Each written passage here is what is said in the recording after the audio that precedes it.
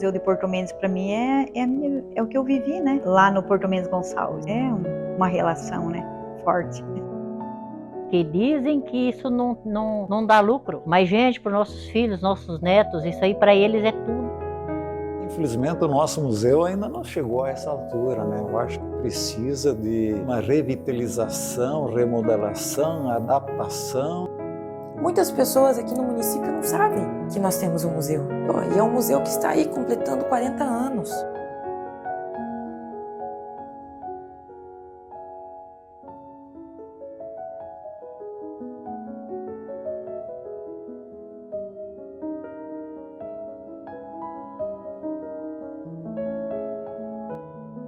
Marechal Rondon tem um único museu, esse museu em Porto Mendes, o Museu Padre José Gärtner. Ele foi inaugurado em 1984, a inauguração, mas a aquisição aconteceu em 81, em 82, um pouco antes da formação do lago, essas peças foram trazidas e armazenadas lá, e depois em 84 foi inaugurado.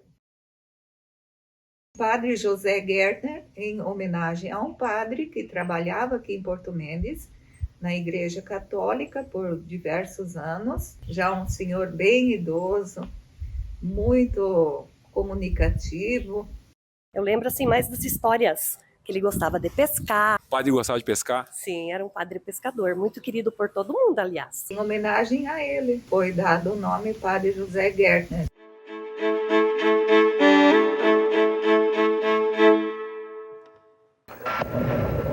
Do lado brasileiro, no Cânion do Rio, só 400 pessoas tiveram o privilégio de assistir de perto a mudança do curso do Rio Paraná e ver também o início das obras da grande barragem de Itaipu. Porque o Museu de Porto Mendes, assim, eu entendo que ele foi criado por quê? Penso eu que até por influência da Itaipu, penso não, acredito que sim, teve influência da Itaipu na criação. O prédio do museu, ele era a antiga farmácia. Ali onde é museu hoje, do lado de cá era farmácia Roberto Vespales. Do lado de lá onde eu mostrei, onde é que está escrito no chão lá, aquela outra repartição, era Roberto Filho, dentista. Ali a gente frequentava a farmácia, frequentava também o dentista, né? Então, o senhor Roberto, que tinha lá, ele foi indenizado também, né? Que nem meu pai foi indenizado, eles foram indenizados. Com indenização, então, o prédio, a Itaipu era dona, né? E ele ficou pertencente até 2011 para Itaipu. E a Itaipu, então, achou melhor, na época, doar o prédio. Mas com uma restrição, só pode ser um museu no prédio. Não poderia, por exemplo, tirar, agora eu vou fazer tal coisa, eu vou tirar. Não, aí você teria que fazer a devolução para Itaipu.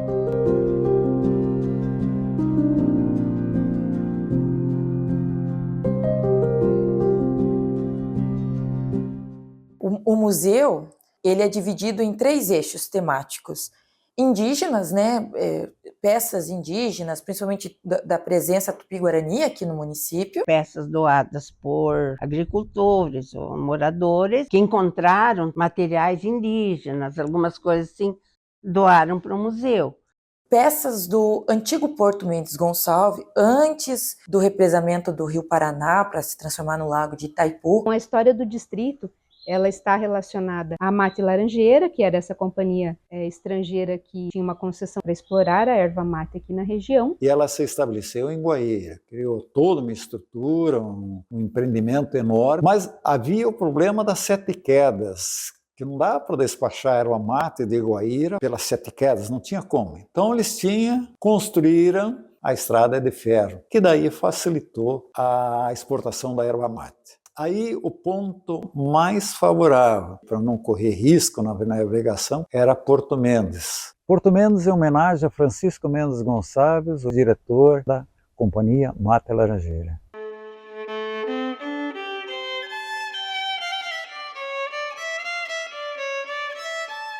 Devido ao alto desnível entre o porto e a margem do rio, de quase 150 metros, foi necessária a instalação de 2 zorras para a carga e descarga dos barcos que passavam pelo porto. Lá no começo de 1900, 1920, a maior movimentação de pessoas e uma movimentação até de produtos que que era a exploração da erva mate, da madeira, para outros países. É uma história diferente que muitas pessoas daqui, que chegaram mais tarde, por vezes nem conhecem.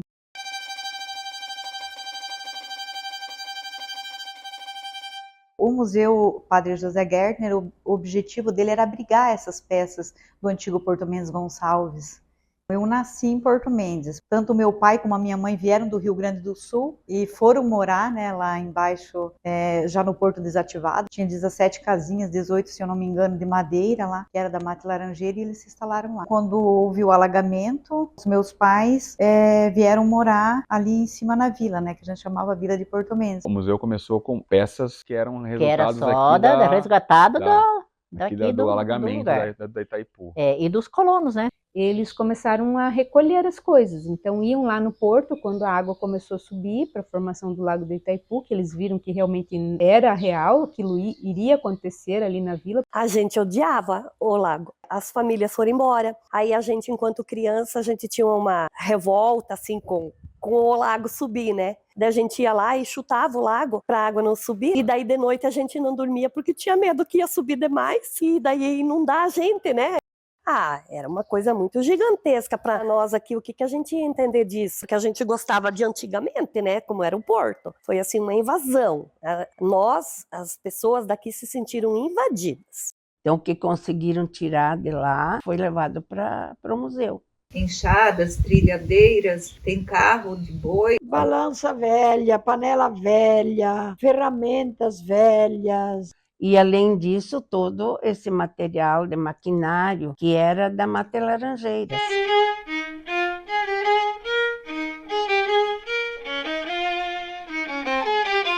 Então, esse foi o objetivo primeiro dele. Aí depois, então, teve a questão do acervo da colonização, né? Em 83 até 85, eu assumi a Secretaria de Educação e Cultura. Já existia um local onde funcionava o Museu de Porto Mendes. Em paralelo, tinha aqui o museu daqui, relacionado à colonização de Marechal Cândido Rondon. Isso era plantadeira manual, serras, serrotes, um monte de materiais, ferro elétrico. Quando o museu aqui de Marechal, eles levaram, eu não lembro se foi em 96, então eles levaram algumas peças da colonização lá para o museu. Até ali o museu funcionava bem, tanto o de lá quanto o daqui. Só que esse aqui, vamos dizer, era um projeto de museu. Então, se nós formos lá em Porto Mendes, o museu não conta só a história do distrito, que é a história do porto. Ele também conta a história do município e da região como um todo.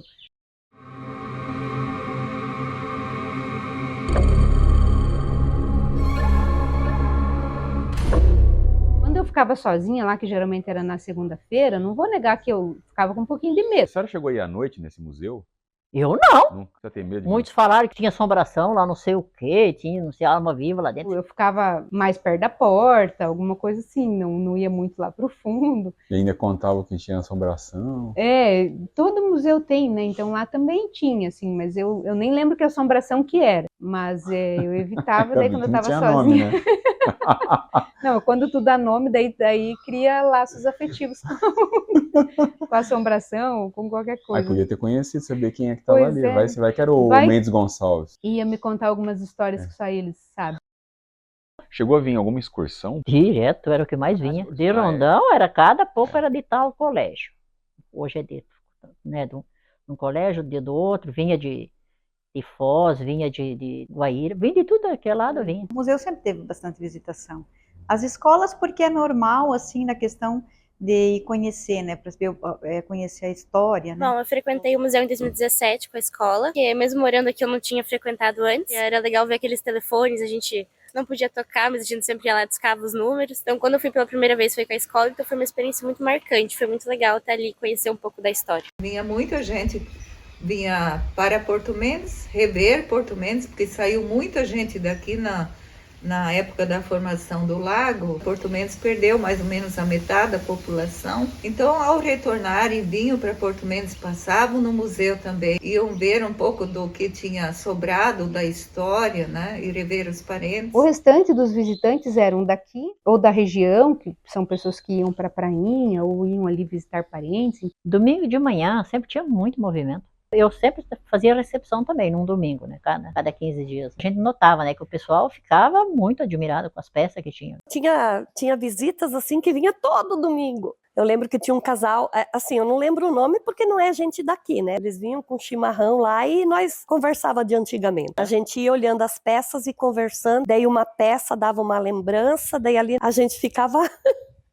E era em pé, não era sentado.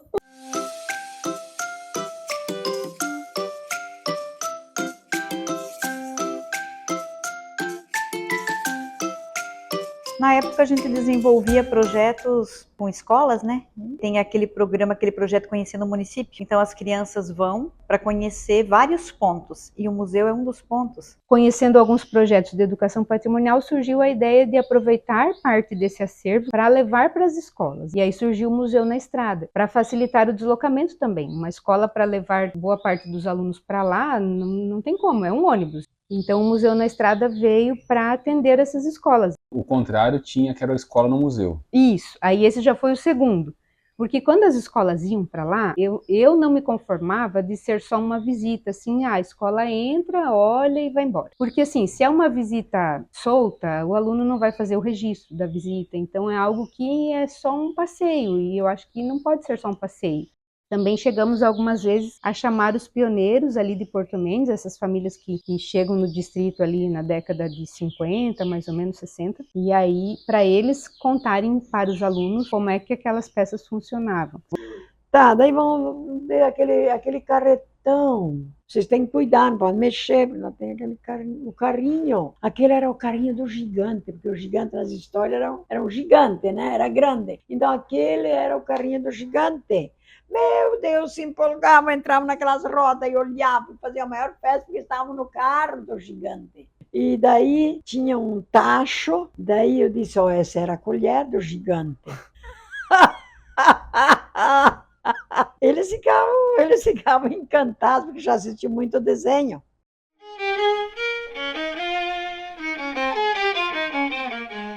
Considerando que o museu está lá em Porto Mendes, a minha ideia foi aumentar a acessibilidade ao museu, o conhecimento ao museu, pessoas terem acesso às peças, às atividades que o museu está desenvolvendo. O site do museu, então, ele é constituído igual ao museu, com esses eixos temáticos, mas, para além disso, conhecer mais sobre a instituição do museu, mesmo não estando lá fisicamente. Você vê hoje a situação do museu? Eu não sei o que aconteceu, porque tinha projetos, né? O museu ia ser reformado. Em dias de chuva não tinha como receber visitantes lá, porque logo que entrava no museu tinha uma cachoeira. Nas outras salas era goteira. O pré-rodado era muito quente. Então eu não sei como está hoje, mas o calor ali era quase insuportável. Quando eu estava lá, tinha uma sala que já era interditada, porque o chão estava podre, né? É um espaço que não atende às exigências legais para ser chamado de museu, mas enfim, é um espaço de memória, de guarda de objetos e conservação desse acervo. Dizem que isso não dá lucro, mas gente, para os nossos filhos, nossos netos, isso aí para eles é tudo. De poder ver como era difícil, né, as coisas lá no começo. Frustra não só a mim, frustra todas as pessoas que gostam de história, que gostam de ver preservada a sua história, ver o museu fechado. Eu acho que precisa de uma revitalização, remodelação, adaptação e uma série de outras coisas ainda que precisa para nós chamar isso de museu. Mas, enfim, está ali. Eu acho que deveria ser restaurado, porque é uma história, é a vida, a nossa vida, né? O Museu de Porto Mendes, para mim, é o que eu vivi, né? É uma relação, né? Forte. Faz parte da sua vivência, da sua história, né? Faz parte da minha história.